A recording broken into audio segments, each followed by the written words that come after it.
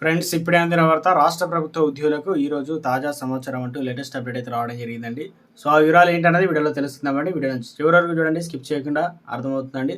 మొదటిసారిగా ఛానల్ వస్తే తప్పకుండా సబ్స్క్రైబ్ చేసుకొని bell button all notification activate చేసుకోండి. అదేవిధంగా చూస్తున్నారు కానీ లైక్ చేయడం మర్చిపోతున్నారు, దయచేసి లైక్ చేయండి. లేట్ చేయకుండా వీళ్ళకి తెలిపోదామండి. మనం బీఆర్ఎస్ ప్రభుత్వం ఇచ్చినటువంటి కానిస్టేబుల్ నోటిఫికేషన్ 14,000 మంది రిక్రూట్మెంట్ అయినా హోంగార్డులతో వెట్టి చాకిరీ చేయించుకునేందుకు కాంగ్రెస్ ప్రభుత్వం మళ్ళీ పాత రొటేషన్ పద్ధతిని అవలంబించేందుకు సిద్ధమైంది.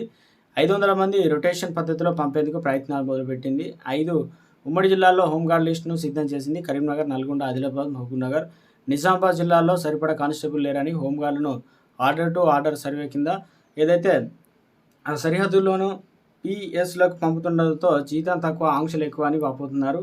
ఆ ఉమ్మడి 5 జిల్లాల్లో ఇక ఏదైతే ఉమ్మడి ఆదిలాబాద్ నుంచి నిర్మలకు 60, ఆసిఫాబాద్ నుంచి 40 మంది, ఉమ్మడి నల్గొండ నుంచి సూర్యాపేటకు 40, రాచకొండ నుంచి 18 మంది, ఉమ్మడి మహబూబ్నగర్ నుంచి గద్వాలకు 55, వనపర్తి నుంచి 35, నారాయణపేట నుంచి 70 మందిని, సంగారెడ్డి నుంచి సిద్దిపేటకు 60 మందిని, ఉమ్మడి నిజామాబాద్ నుంచి కామారెడ్డికి 42 మందిని, ఉమ్మడి కరీంనగర్ నుంచి 60 మందిని 7 జిల్లాలకైతే పంపనున్నారు.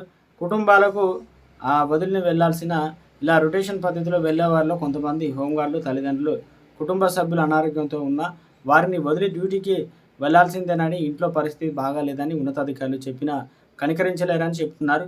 ఈ రొటేషన్ పద్ధతిని పారదర్శకంగా ఉండడం లేదని ఆరోపిస్తున్నారు. లిస్టులో పేరు వచ్చిందంటే ఏడాదంతా కుటుంబానికి దూరంగా ఉండాలి, లేదా ప్రతి నెల కూడా 10,000 రూపాయలు ఖర్చు పెట్టుకొని వందల కిలోమీటర్లు ఏదైతే అప్ అండ్ డౌన్ చేయాల్సి వాపోతున్నారు. ఇంత కష్టపడుతున్నా వచ్చే జీతం తక్కువని, హెల్త్ కార్డుల గురించి అడుగుతున్నా స్పందించని టీఏ ఇవ్వరని ఆవేదన వ్యక్తం చేస్తున్నారు. ఈరోజు లేటెస్ట్ ఒక చిన్న అప్డేట్ అయితే రావడం జరిగిందండి.